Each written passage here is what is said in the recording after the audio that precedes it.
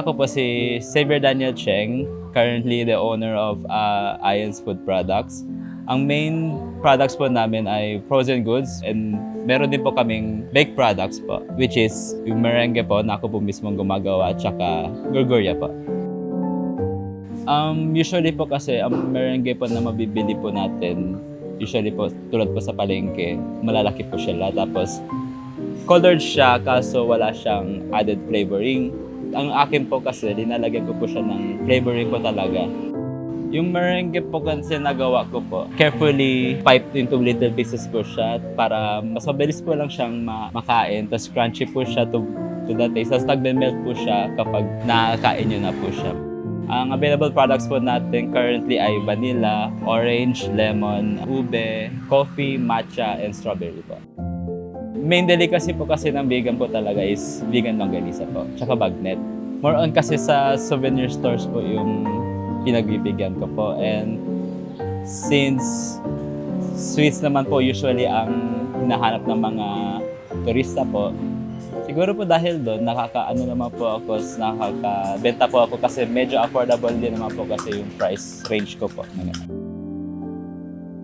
Actually po, nag-start po ako mag-try sa chili oil po. Nung trinay ko na po siyang i-market, napansin ko po na hindi po siya ganong kaganda yung performance niya. Kaya nag-usap-usap po kami ng mother ko po, ang sinadjust niya po sa akin one day, bakit hindi ko po i-try gumawa ng merengue kasi meron naman po siyang recipe.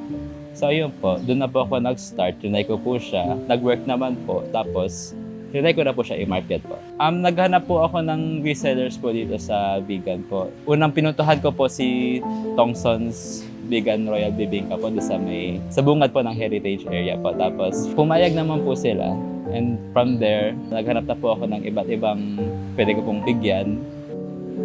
The fact po na nauubusan po ako ng stock po kapag gumagawa ako. Tapos nagre-reorder po lahat ng binibigyan ko po. Yun po yung isa sa mga nagpapa-amaze po sa akin actually po. Hopefully, 5 to 10 years from now, smooth po yung operations ko po. Okay po.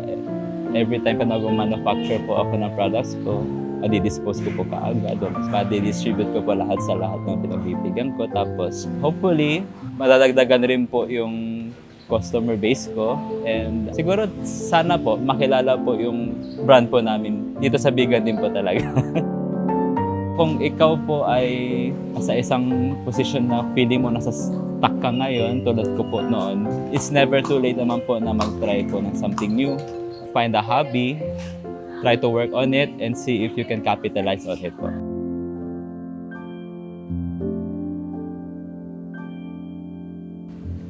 Hi, I'm Daniel Cheng, the owner of Ions Food Products.